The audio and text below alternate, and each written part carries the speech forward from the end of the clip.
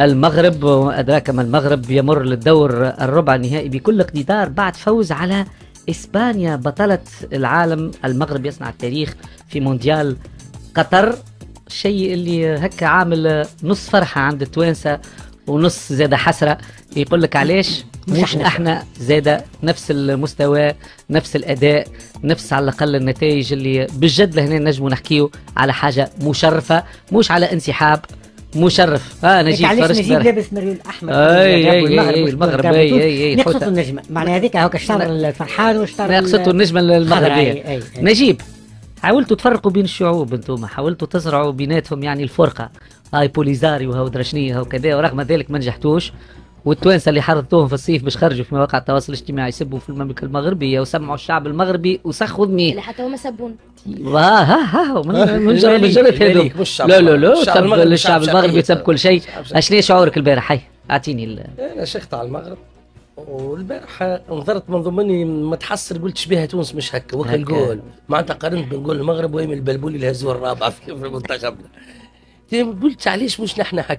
وجدت فكره برهان علاش التو مثال في لعبه كره القدم ونقارنوا رواحنا تقول علينا نقارنوا في الحرب، تقول على الحرب طبعا النشيد الوطني بتاع الدوله، حرب اسود المغرب، اسود نصور قرطاج معناتها العبارات بتاع حرب، قلب هجوم قلب دفاع، فهمني؟ الاخرين راقصي السامبا.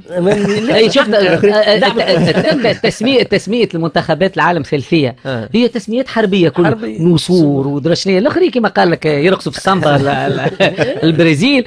اوروبا ما تسمعش عليها تسميات، اوروبا العقلانيه وعرفتها لعبه تترنى بالباهي تتطور، فهمني؟ ولا تعلم تقنيات اللعبه تنجح فيها وكذا. نحن مازلت نقول عليها معناتها داخلين في حرب البارح حرب محارب الصحراء والاندلس وكذا وكذا والمرو وكذا. يعطيها الصحه المغرب شيء خدنا معناتها ريت لو حتى نلوجوا حتى على فرحه وهميه ولد عمونا الباش تو معناتها نحن الوحده العربيه وكذا. انا بالحق لان المغرب اقرب في اللغه وفي العادات وفي التقاليد وفي كذا زاد نلوجوا على فرحه وهميه لان بالحق نحبوا فرحه حقيقيه نعيشوها. يعطيهم الصحه المغاربه وبرجوليه كوروا بالبرشا. وانا البارح اكتشفت يا تحترف في اوروبا يا ما تحترفش. هذه هي اوروبا في الدنيا الكل، في الفلسفه في الفن في الدنيا الكل. حتى امريكا متخلفه بتاع صواريخ. اوروبا بتاع انسانيه بتاع تطور الانسانيه. اوروبا امريكا بتاع حرب نوويه وصواريخ وصوارد ودولارات وكذا. اوروبا بلاد الانسان يشيخ فيها وكذا يعمل كيف فيها. يا تحترف في اوروبا يا ما حتى انتصار المغرب معناها يعود فيه الفضل للاحتراف اللي نتاع ملاعبيه المغرب في اوروبا وفي فرق زاده. علاش على خاطر راهو المغرب مش كانوا ما عندهمش كيب يا اخي فجاه لعبوا كوب دي موند، فجاه تعداو دول تاع الجروب وفجاه تعداو للربع نهائي. نحكيو على خدمه تاع سنوات، احنا عندنا سنين نقولوا راهو نحكيو على بلاد تقوي في البنيه التحتيه نتاعها، توفر في خاطر هي ما تنجمش تنهض في قطاع وقطاعات اخرين. نحكيو على النهضه في القطاعات الكل. فما نقائص في المغرب كما فما نقائص في امريكا وفرنسا وانجلترا واللي تحب انت الكل العباد اللي تنتقد في المغرب. نهضوا بالمجتمع نتاعهم الكل بالقطاعات الكل ونحكيو على نتيجه عاديه. راهو نحكيو على سيونس هنا علم اللي يخدم يلقى. المغرب خدمت على امتداد سنوات وقاعده تجني في ثمار العمل نتاعها. وانا اعتقد انها فرحه مغربيه جزء من سياق كامل نتاع تطوير نتاع بنيه تحتيه نتاع اقتصاد نتاع منافسه اي كومبري كره القدم. ولا مقارنه اليوم انت عندك ترجي والكلوب ما عندهمش استاد باش يكوروا فيه. يفرقوا على المغرب. انا ملي تولدت وهي تقدم في دوسيها باش تحتضن كاس العالم. بالضبط. ملي من كاس العالم 98 وهي كل مره تقدم في دوسي نتاع تنظيم كاس العالم قبل حتى قطر بيت. عمار جمل عمل كود جول هنا في اي اف ام بحذانا مع زميلنا المتالق ايمن زروق. معناها قال توا دول كيما المغرب قاعده السعوديه زاده قاعده تقدم في دوسياتها لكاس العالم واحنا لهنا رادس مازالوا يعملوا فيه بالتراكتور كاينهم باش يزرعوا فيه الفول ولا الحمص. كما قلت انت البطوله باش تنطلق لحد هذا. والله قالوا لي البارح في الحجام ما في باليش والاسبيرونس توا تفركس على استاد باش تلعب مع سي اس اس الطرح نتاعها. معناها ما فماش استادات باش نلعبوا فيها. هذه الماتشوات مشكله بنيه تحتيه لهنا اللي هي مشكله وضع البلاد ككل. والمغرب راهي ليكيبا نتاع المغرب فيها اكثر جوارات من البطوله المغربيه ولكن عندنا البطوله التونسيه 11 نتاع البارح اغلبيتهم كذا. ما نعرفش الا البدر اللي شات البيلانتي وفلتها يلعب الداخل. يلعب في الاهلي. في الاهلي يلعب في الاهلي المصري. معناها مش يلعب في البطوله المغربيه الداخلي. زياد بون العباد تحلل بالأربعة 3-2 وكذا. قصة المغرب اللي جاتنا لهنا باش تفرض علينا قصة هال10 سنوات هذه اللي دخلنا فيها في منافسة. احنا حطينا برشا في رصيد الديمقراطية، هما حطوا برشا في رصيد الدولة المركزية، قوامها في مركز رئيسي اللي هو العرش، وخدمة في الاقتصاد. شنية بين زوز نماذج.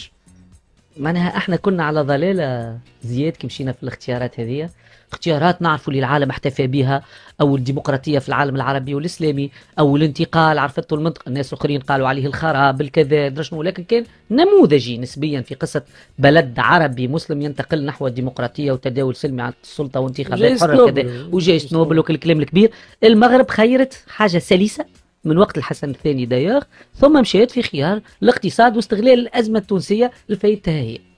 شوف اولا الساعه انا فرحان فيني برشا بالانجاز اللي حقه المنتخب المغربي كرة قدم، وانا كعربي فخور وكمغربي بمعنى الانتماء المغرب العربي الكبير، انا كذلك فخور بهذا الانجاز، ونعتبره هو معناها فرح المغاربه كله، فرح العرب كل كما فرح الافارقه. انا نعتبر انه نجاح المغرب يدفعنا اكثر نحن فهمتني للتساؤل حول اسباب الفشل فهمتني نتاعنا. نشوفوا المغرب فهمتني وين نجح، تعرف حتى تاريخيا كان ثم ديما نوع من التنافس فهمتني ما بين تونس والمغرب. يدفعنا للتساؤل نحن فهمتني عليه وين فشلنا وعلاش فشلنا.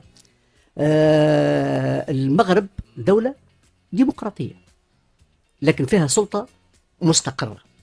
المغرب دولة في ديمقراطية، نحب فهمتي نذكر أنه الإسلاميين كانوا توا فهمتي معناها يحكموا، وكيما طلعوا فهمتي في الانتخابات عن طريق فهمتي الانتخابات. نحن فهمتي في أي ونحن فهمتني في تونس اللي كان ناقصنا هو الاستقرار نتاع المؤسسات نتاع الحكم، لأنه الديمقراطية بدون استقرار المؤسسات نتاع حكم وبدون تنميه تحولت الى فوضى. هدايا هو الثلاثي ولات انت فوضى وكل واحد يعمل ايش يظل له في البلاد. بالضبط. اليوم وقت نحكوا في على الرياضه في المغرب بالفعل نحن اليوم انت عندك في الصادات بتاعك انت مسكره، وين المنزه؟ وين الشاد اللي زويته؟ قالوا لي المنزه توقفت الاشغال على خاطر المقاول ماهوش خالص، عنده 4 شهور 5 شهور يستنى. برهان فهمت؟ باش نمشيو نكثر السؤال اي هذاك عليه انا ما نحبش نحكي باسرائيل، ما نحبش نحكي على الكوره، هذا حاجتي به انا اليوم. علاش اليوم انا مانيش منبر كروي، تو مراد زغيدي بتاتر بعد شويه باش ناخذوه تو يحل لنا اللقاء كرويا. انا اليوم البارح في الليل في مخيالنا اعتقد التوانسه اللي حاسين على بلادهم باتوا يتخيلوا بعد ما غمضوا عينيهم مقارنه بينهم وبين المغرب.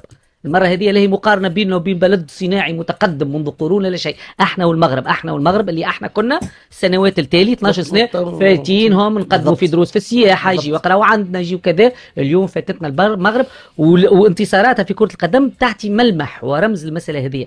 نجيب حط يده على حكاية سمعناها زاد البارح، منها شنو؟